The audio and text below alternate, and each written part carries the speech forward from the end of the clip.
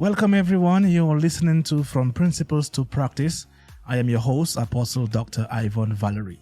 In the last episode, we sat with Apostle Castel Abraham, the senior pastor of the Alternative Church, and he shared his unique journey from being misjudged by his former ministry to launching his own church community.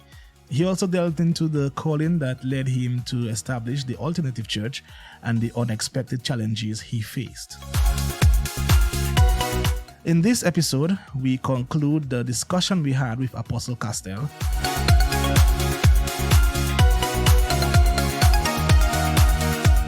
So get ready as we dive into the second part of engaging community as Christian citizens.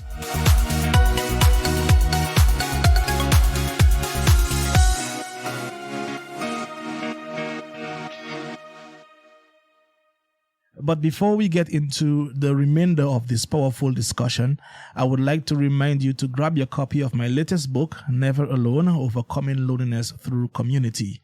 It's available now on Amazon. Also remember to subscribe, listen, like, download, and share the podcast to help spread the message of hope and community. We'd love to hear from you as well, so contact us via email at fromprinciplestopractice@gmail.com, or you can also visit us at our website, that is podcast.fromprinciplestopractice.com. Let's get back to the discussion. What do you think is the next big thing that you would like to see happen in St. Martin? Honestly, bro, I just want spiritual leaders and everybody that calls themselves a kingdom citizen, one, to actually live like a kingdom citizen, two, believe like a kingdom citizen, and then engage community as a kingdom citizen. Thank you, Holy Spirit, because that I didn't have it in my head like that, but it came out good. The reason why I say that is because we are living in an age where the me gospel is the thing. Moi, je, I and I, Joe. Okay? And I'm like, are you pointing, you just said it, are you pointing people back to Christ? Or are you showing them how knowledgeable you are and you taking the place of God? Me, I don't want nobody depending on me for their salvation. Oh, come on. I am here to assist. Come on. My responsibility is to God first, my wife and child, and everybody else. But you will not depend. I am not your God. Zion, my daughter. Zion, I'm talking about she ready to get baptized. Her mother reminds her, yeah, you see them kind of ways there that is not Christ-like. But why we're telling her these things? Because we told already, you need to have your own encounter with Jesus Christ. Yes. You can see us and emulate us. However, at the end of the day, you need more than just that. Yes. And if kingdom citizen would engage the community and the nation with Jesus Christ, there's a lot of problems you wouldn't have. Let me use an example. A few weeks ago, I saw somebody on my page. This young lady is a lesbian. So she posted something and she said, her caption is, "It's the comments for me." I was like, "Way, Papa, church people again." I didn't even read the first comment. Man, I went down in the comment section and I'm seeing people and they going, because it was a flyer promoting a parade for the LGBTQ community on the boardwalk. Okay. Man, bro, they were hammering that community. And most people, I believe, miss one point. My brother KB always says this. Everybody know what the church is against, but nobody knows what the church is for. It's embarrassing.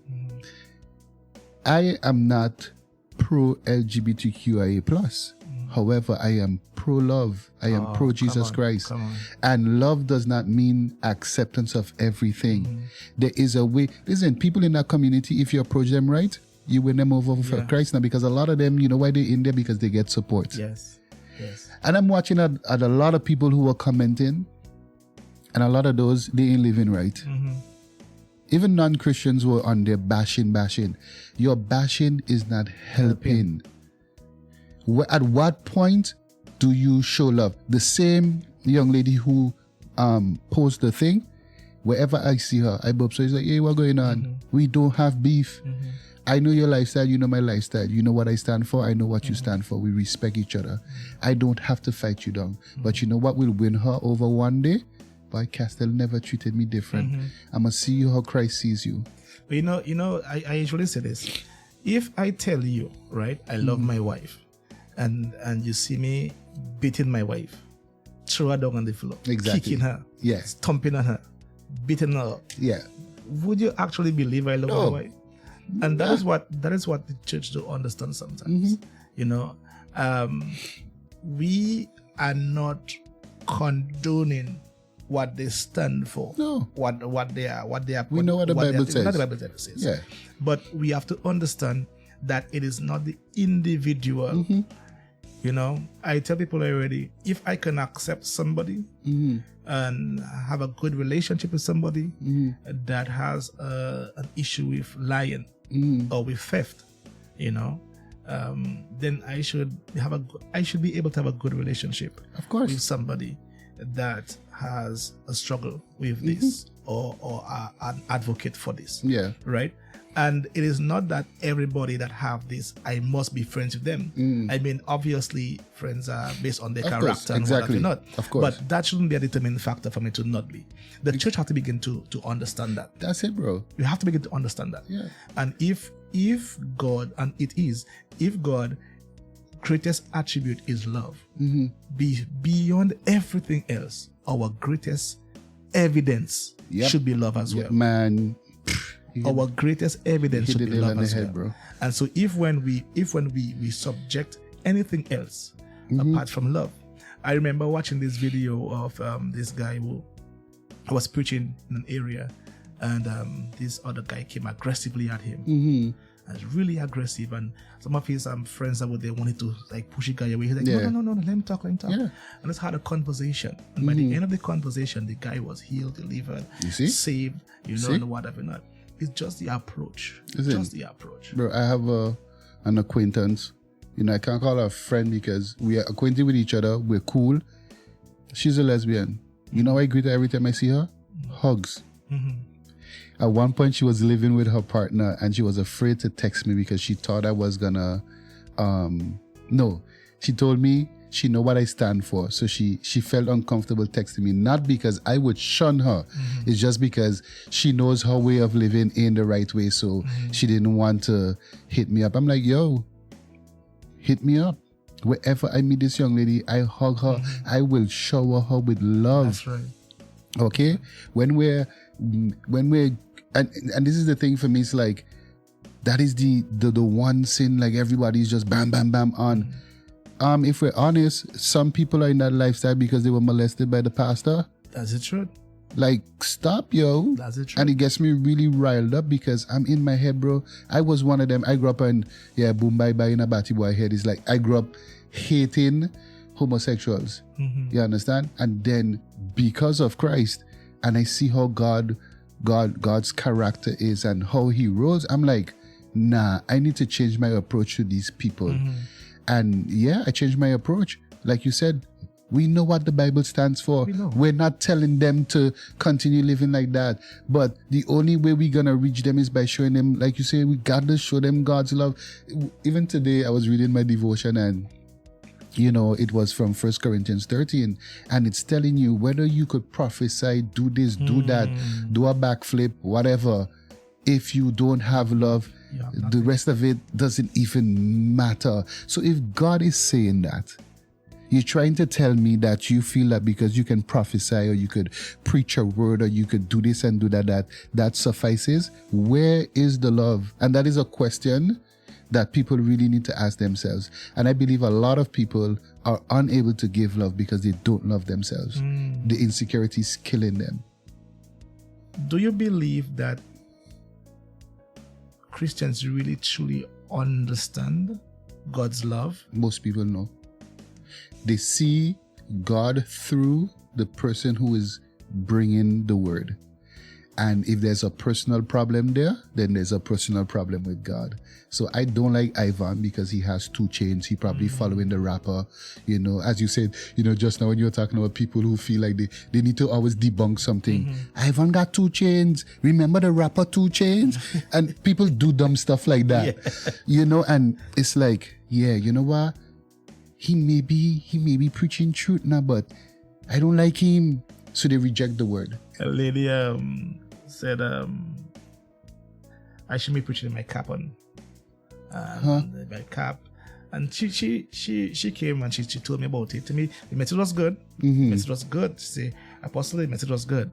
But you shouldn't wear cap. You shouldn't wear cap and things. Where is that written rule? The first time I asked guys, okay, so what really I tell her what's in the Bible? They say, you're a pastor, you should know. I say, okay.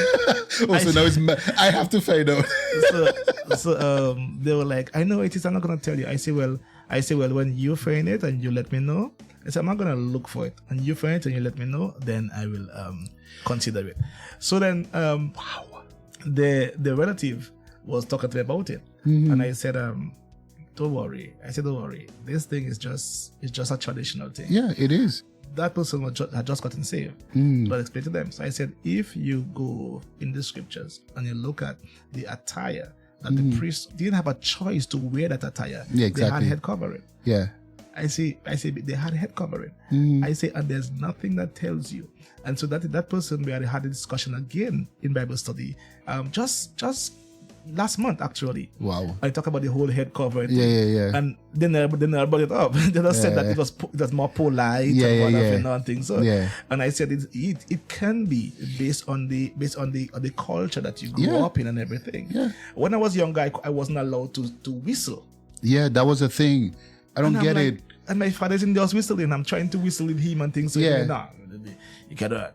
This is disrespectful. And I'm like, why? And open that they cannot tell me why. It's like you can't sweep somebody's feet because they won't get married. They tell me you cannot eat bananas in the nighttime.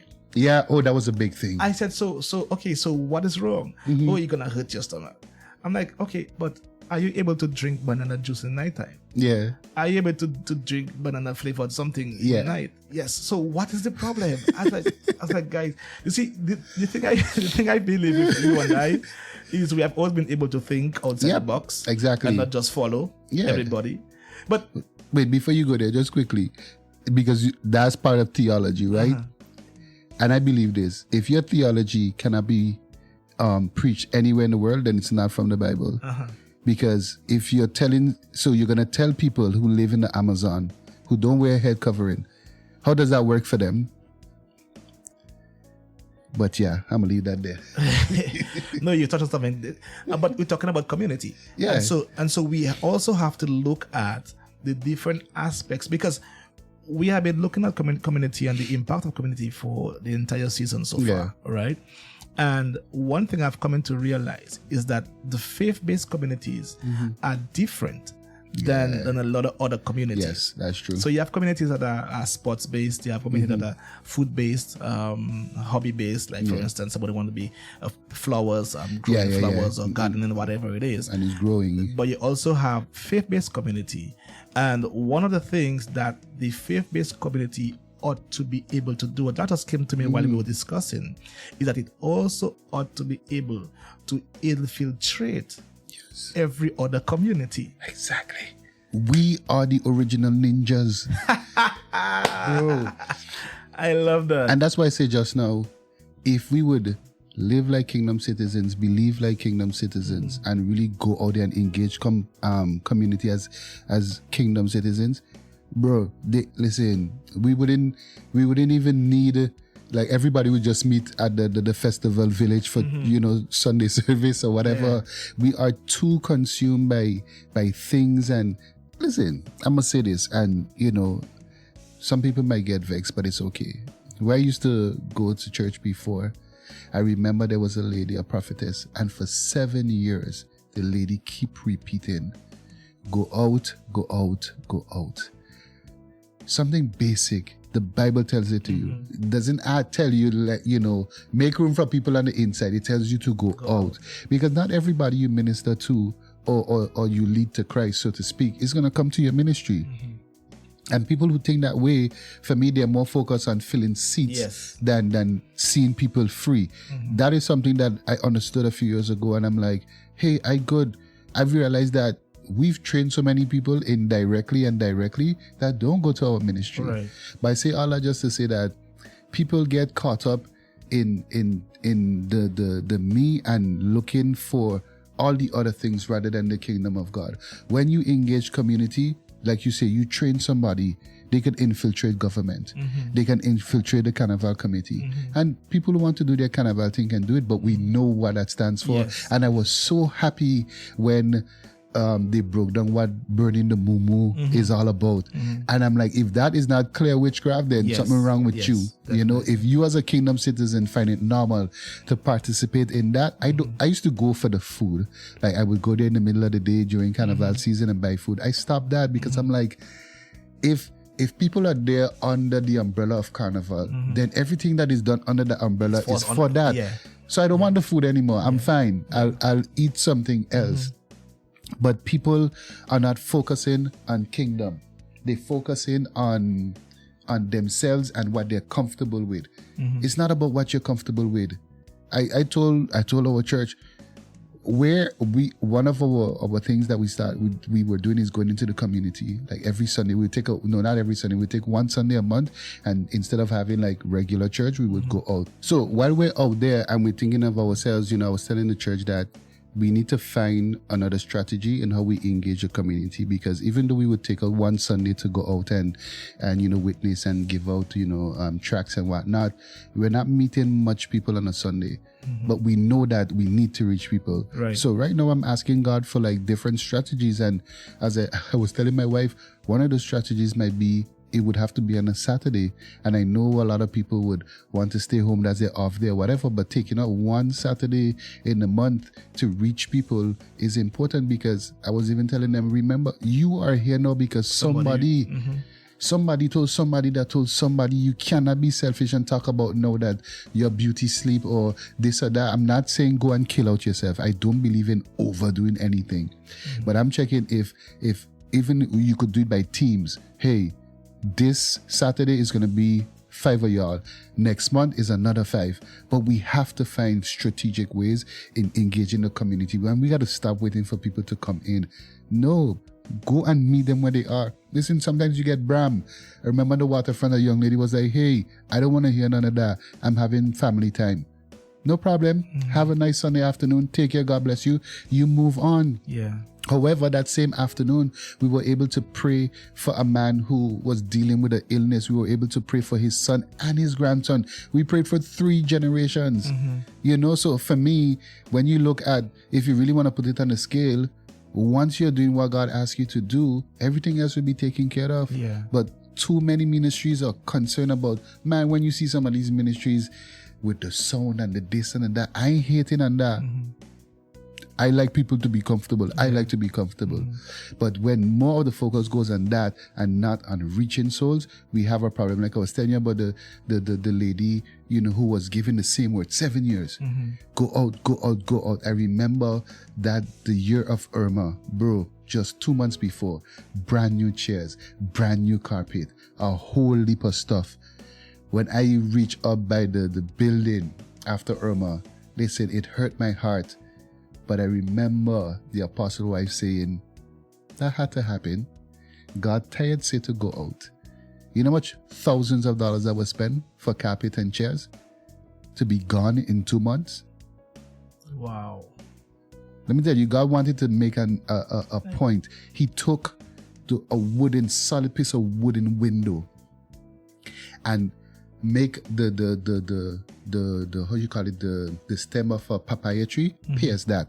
There is no way that piece of window and that solid wood, bro, that had to break the papaya tree. Right. It pierced it as if God wanted to put an exclamation point, like, all he does in here go outside? Okay, we will see. Wow. Up to this day, the top of that building is still in ruins. And I'm not saying that to crap on anybody. What I am saying is that for 7 years, God kept repeating the same thing. Go out, go out, go out. But no, we were more focused on being inside, being comfortable under the AC. God gets fed up too. And people be like, God can't get fed up. Yes, because he gives you instruction. He has his ways. So you either listen or you'll face the consequences. Mm-hmm. And honestly, like I said, I ain't throwing shit at nobody. But honestly, even after that, bro, it was back to the regular. Back to the regular. But we cannot be back to the regular. No. There are people out there. Somebody prayed for me. Somebody told me about the gospel. I got to do it for somebody else too. And especially right now where we are living in a world that is so advanced technologically, even where it pertains to connectedness. But people are more isolated now more than ever before.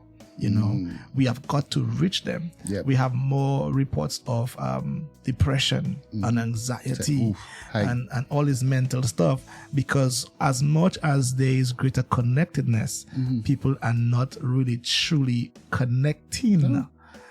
Because connectedness means that there are ways to connect, but actually connecting is not really happening, because the thing is, we expect the mediums to do what we have to do. Exactly. And so while we can do it through Facebook, through Zoom, through WhatsApp, whatever medium, we still have to do it. Yes. And so the church still have to go out. Of course. Even if we do it in different ways, like you talk about strategies. Exactly. But we still have to go out and reach the lost. Yeah. That has never changed. That has absolutely never changed.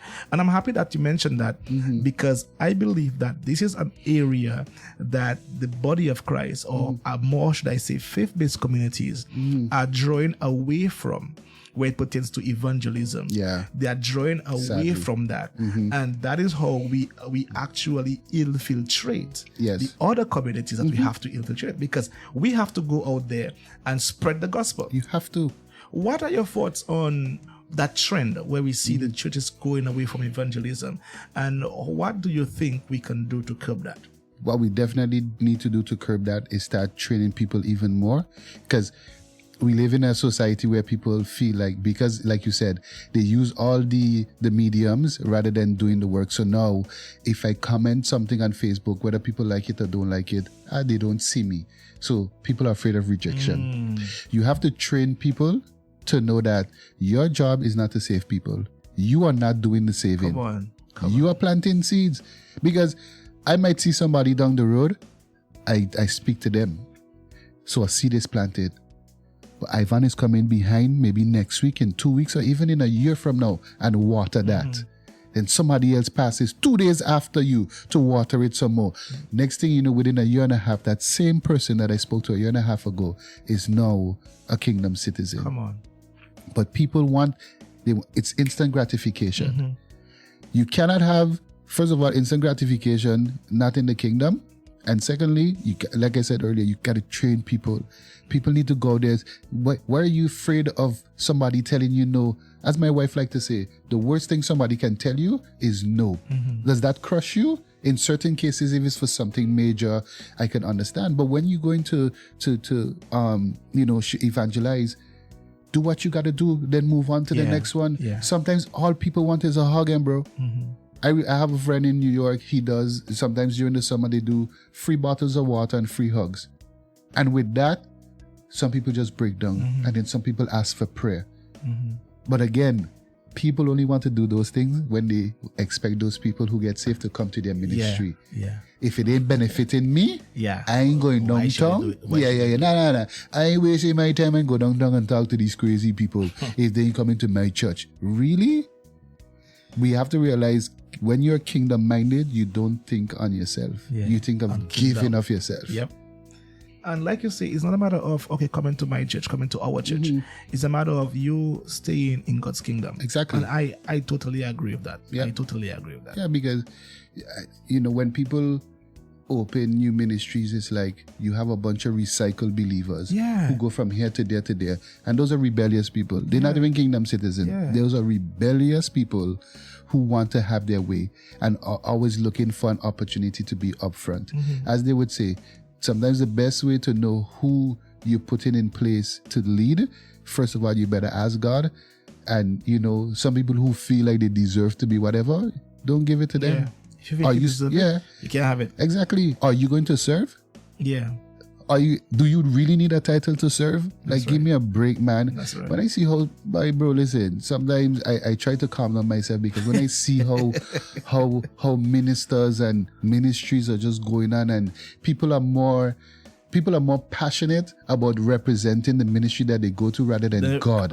It's crazy. You are a crazy person. Man, sorry. You went there, man. You went there. But bro, it's okay. I remember. Okay. Let's go. Remember when we met down Lowlands by Sister Katie? I can't remember what we were doing. You didn't know what the future was going to hold. All you told me is, yo, bro, anything you need. And I can truly say you meant those words, because I've benefited from your charity.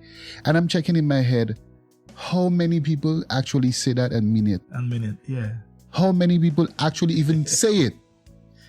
You know? That is something else I am seeing in the body of Christ. I'm seeing an increase, and especially when it comes to churches, I'm seeing an increase in selfishness. Yep. We're not seeing selflessness as represented. We cannot be so self-centered. No. Where we want. I've seen churches. I've seen ministries on this island, this 37 square mile island, right? And we're small, eh? And we're small. I've seen churches on this island, right? Hoard equipments, material, resources. They stay in a storeroom in this hot tropical weather, and they dry rot, they spoil, they rot. Madness. And there are other churches who could use it for the furtherance of the kingdom, and they refuse. Yeah. They refuse to say, hey, even if they say, okay, I can give it to you at this discount, they refuse. Bro, and I look at that and I say, that can never be kingdom. That it's not. That could never, ever be kingdom. Bro, when we were over the youth department that the ministry we used to attend, I would, if I have the young fellas with me, if I have to stop home for something before we go wherever, I like come inside. I like, okay.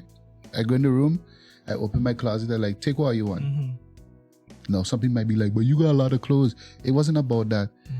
I cannot hoard. Yeah. I'm not a hoarder. I like order. Like, people laugh at me, but I have everything in its place when it comes to clothing. And I'm like, if I haven't worn something for 6 months, then I don't need it. Right now, I give away so much of clothes, bro. It's like, I actually need to buy clothes, you know? But for me, it's about, when I tell them take what they want, it wasn't to flex. It wasn't to show off.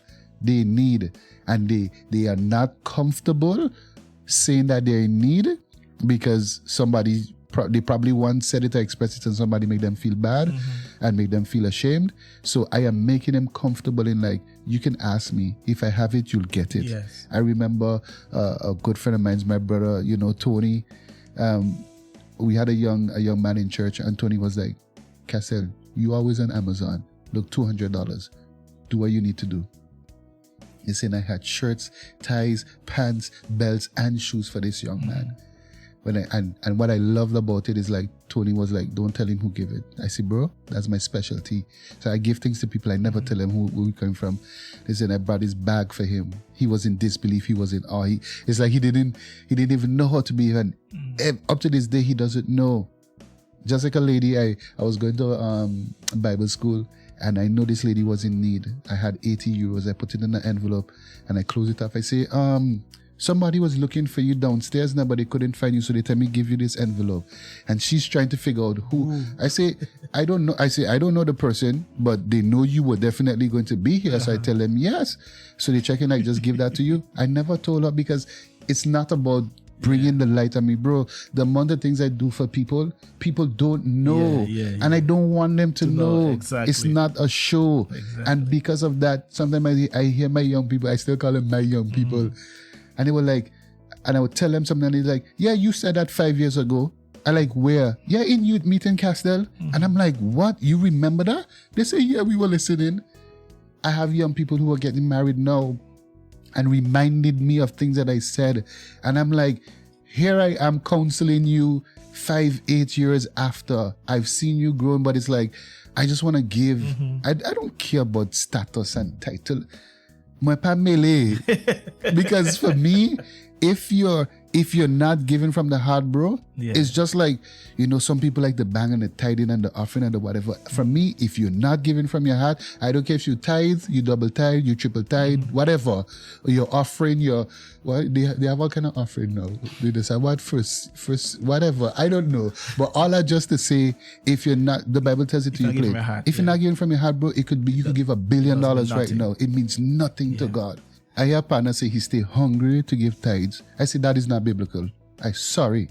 That is not. You stay hungry so that they wouldn't say you didn't pay your tithes or whatever. I check in now. I say that there is definitely not biblical.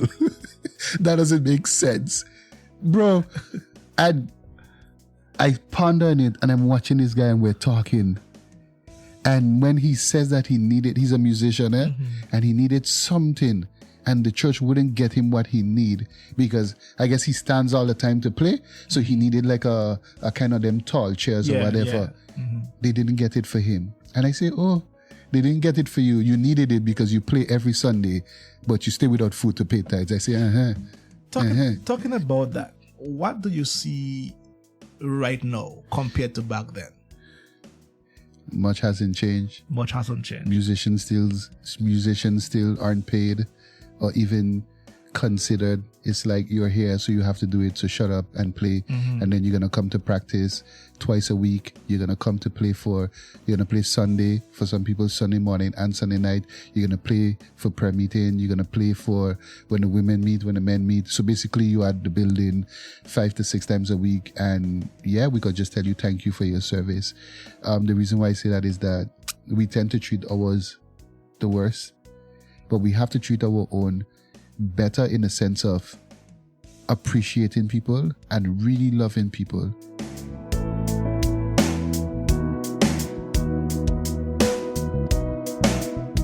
Any last words for the listeners? Listen, keep listening to the podcast. Hey, people, listen, get the information. It's good information and it's truth information. That's right. You understand? Unlearning untruth. Definitely unlearn untruth and apply the real truth, but much love, bro. And to your listeners, keep locked in. Thank you so much for dropping by. We really appreciate it.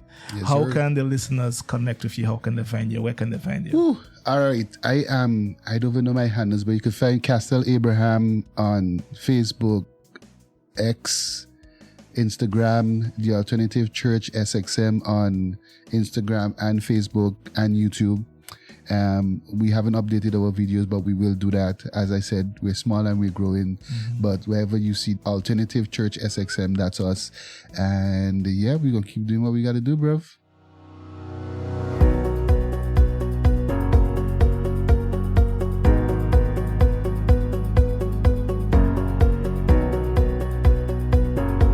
Well, guys, thank you so much for listening. This has been another episode of From Principles to Practice. In case you want to get a hold of us, if your questions, your comments, your suggestions, whatever it is, you can contact us on email. That is fromprinciplestopractice@gmail.com. Once again, our email is fromprinciplestopractice@gmail.com. Also, check out our website. That is podcast.fromprinciplestopractice.com. Our website once again is podcast.fromprinciplestopractice.com. I have been your host, Apostle Dr. Ivon Valerie. It has been a pleasure. Until next time, God bless you.